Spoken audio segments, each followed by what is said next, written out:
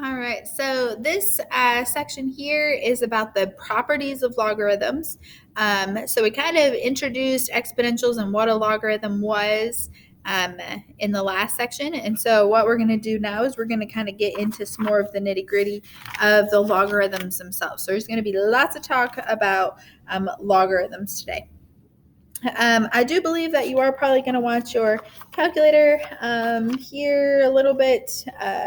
So just have it on hand because I don't know exactly when we will use that. All right, so here are some general properties of logarithms. I also included the general properties of natural logarithms. And all you need to remember is that a natural log is log base E. So we talked about it briefly in the last section, and so now you're going to get a lot more practice with it. So a natural log is log base E. So the first property is log of any base of 1 is equal to 0 automatically. Doesn't matter what that base is. If the base is 100 or 1,000 or a fraction, decimal, whatever the base is, if you're taking the log of 1, it is equal to 0. And that actually comes from the rule of exponents. Remember, the rule of exponents, anything to the power of 0 is equal to 1. Sorry, that's supposed to be a 1. If you convert that to a logarithm, you're going to get this. Just a general conversion like we did in the last section. And so based off of this rule, that's where we obtain this rule. All right, that same property applies to natural log. So the natural log is log base E, and so natural log of 1 is equal to 0 as well. All right, the next property is log base B of B is equal to 1. So if your base matches what you're trying to take the log of, that will be 1. And that's because B to the power of 1, anything to the power of 1 would be equal to itself. So that's the exponential rule where that property comes from. So over here, the natural log is base E. So if you do natural log of E, that will be equal to 1. All right, the next one is if you have log base B of B to the power of X, that's going to be equal to whatever the power is. That also comes from a exponential rule, and if you want to talk about it, we can. I'm not going to go over it right now. It's a little bit more complicated than the last two. Same thing happens here. If you have natural log, which is base E, of e to the x, that will be equal to x as well.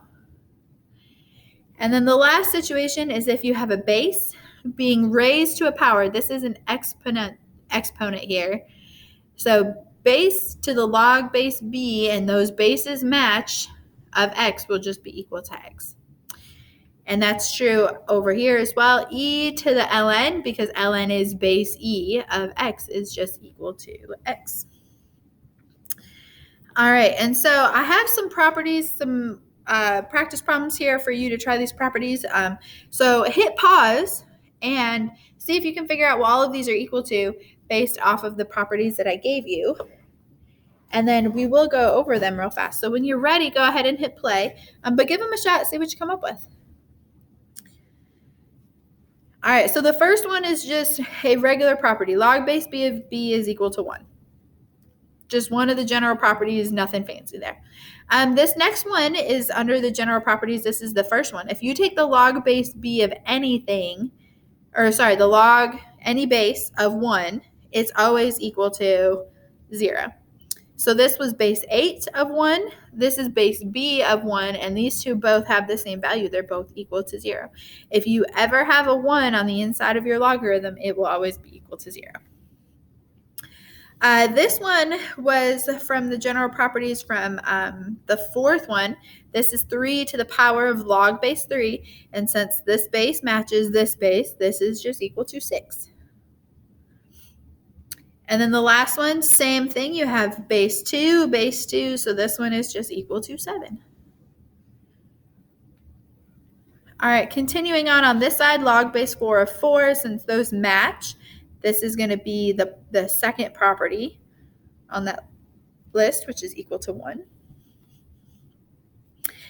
This next one, log base 5 of 5 to the power of 3.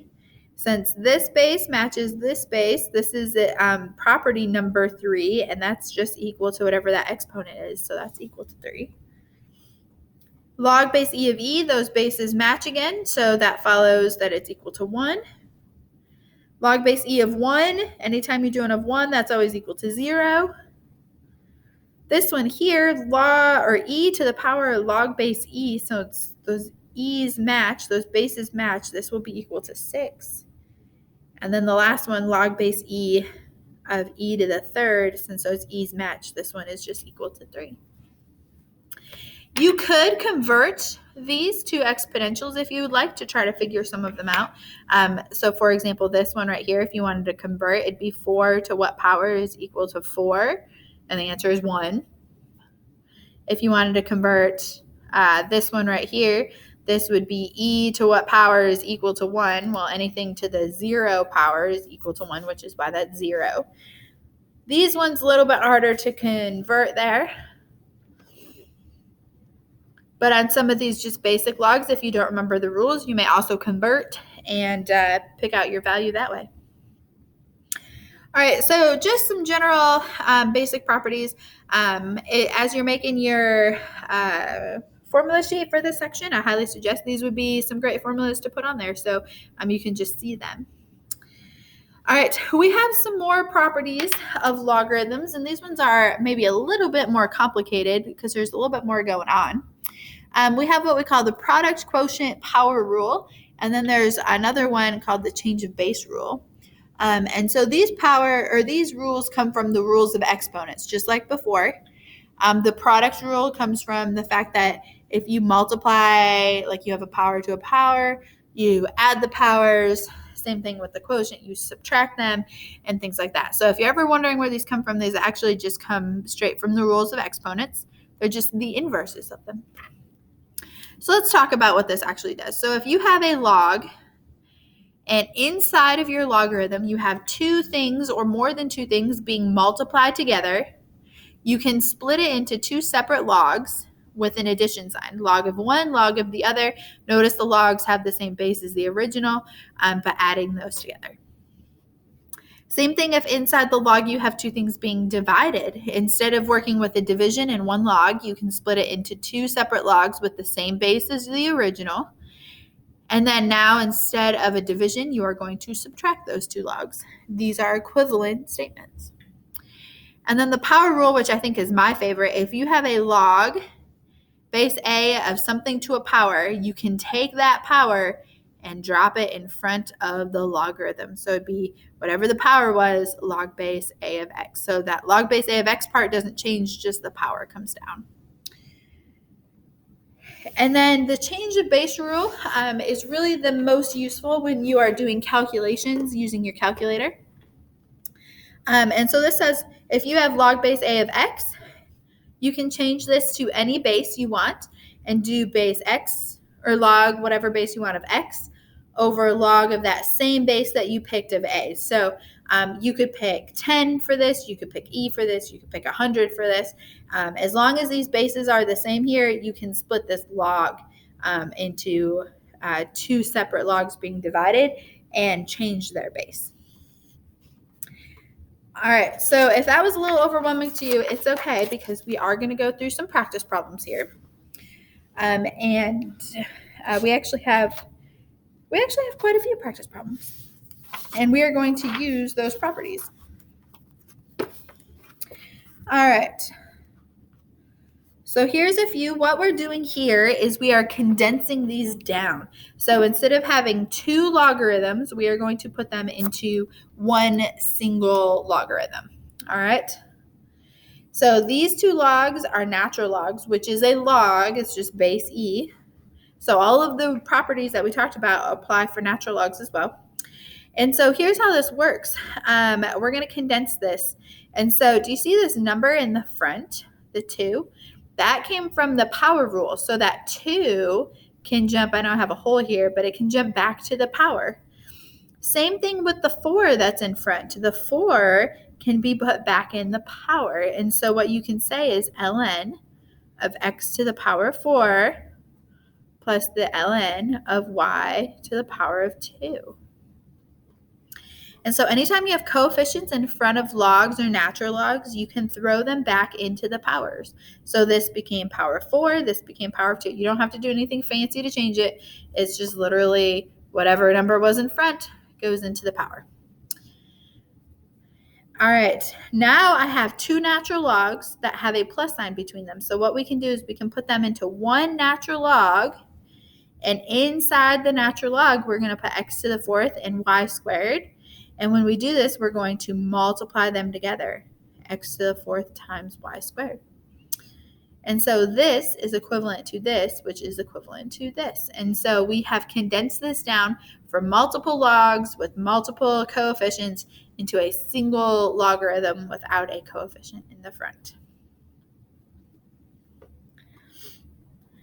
All right. Checking out this next one, we have log base 3 and log base 3. You should always make sure that they have the same base before you try to do any of this, because they have to have the same base. I see a subtraction sign between them, and then I also see that this one has a 2 in the front. So the first thing we can do is we can take that 2 and throw it back into the power. So this is going to be log base 3 of x minus, I didn't put the negative in the power, just the 2, log base 3 of y to the power of 2. And then because they're the same base and they have a subtraction sign between them, we can write them as one logarithm. And inside that logarithm, we're going to have x and y squared, but because of the minus, we're going to have x divided by y squared.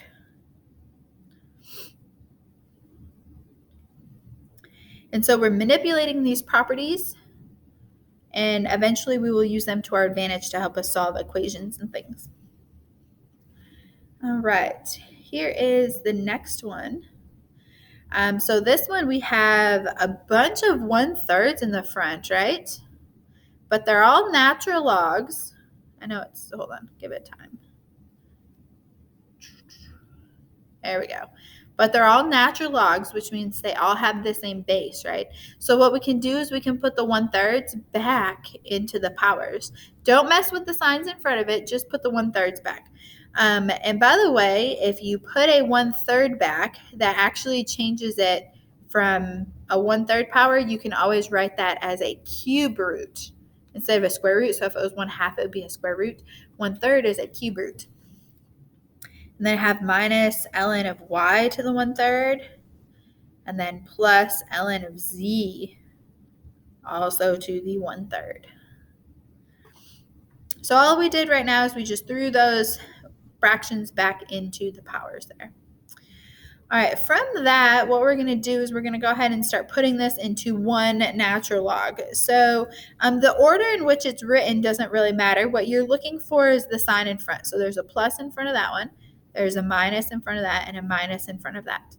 And so whenever you have a combination of pluses or minuses, if it's a plus, it will go in the numerator of the fraction. And if it's a minus, it will go in the denominator. And so you can write this as 1 ln. Because this one has a plus, the z to the 1/3 can go in the numerator. And then both of these have minuses. So because both have minuses, they both go in the denominator. So x to the 1/3 and y to the 1/3.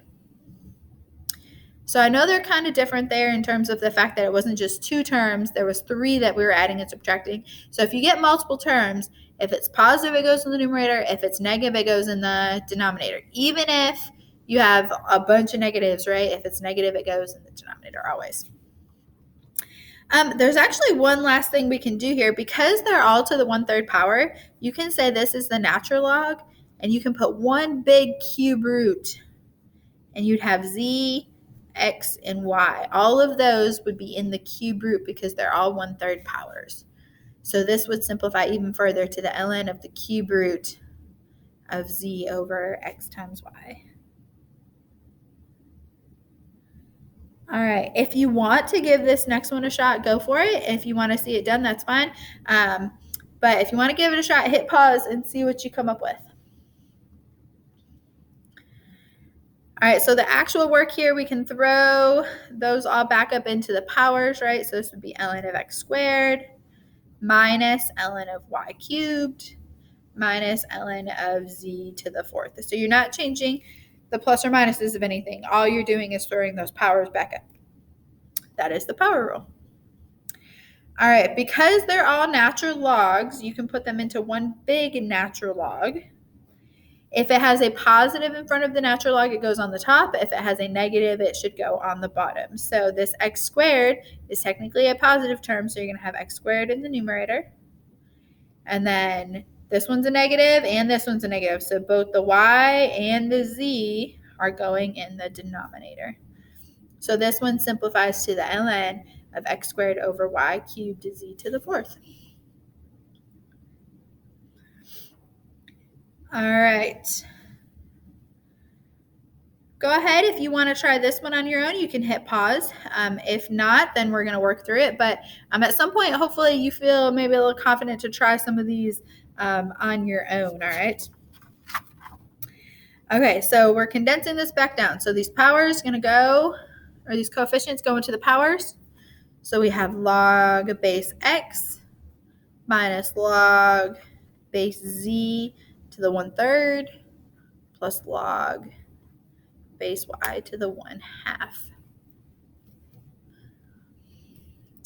All right, from there, because they're all logs, and by the way, if there's no base written, it's base 10. So they're all log base 10s. You can turn them into one logarithm.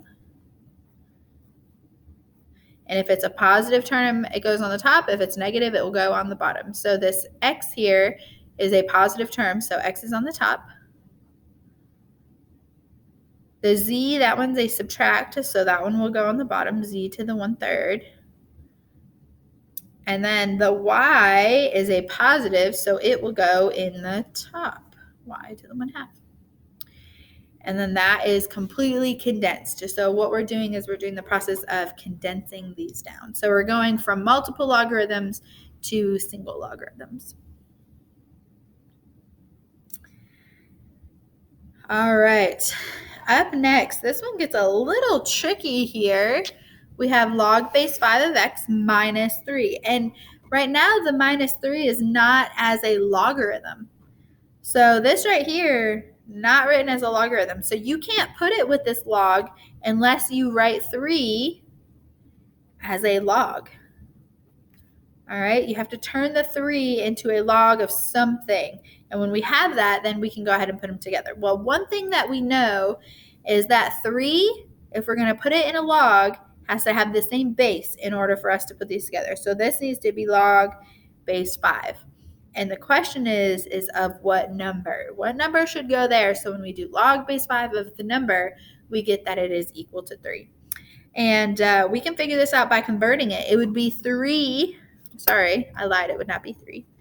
It would be 5, the base, to the power of 3 is equal to that what number we're looking for, right? If we just convert it, 5 to the power of 3 equals what number? And that what number is 125. That's 5 cubed. So what that means is 3 can be rewritten as log base 5 of 125. And so we can change out any individual constants that we have, and we can put them into logarithms so that we can combine these together. So we have log base 5 of x minus log base 5 of 125. And then putting it together, you'd have log base 5 of x over 125. Because of the minus in front of that, that number is going to go in the denominator.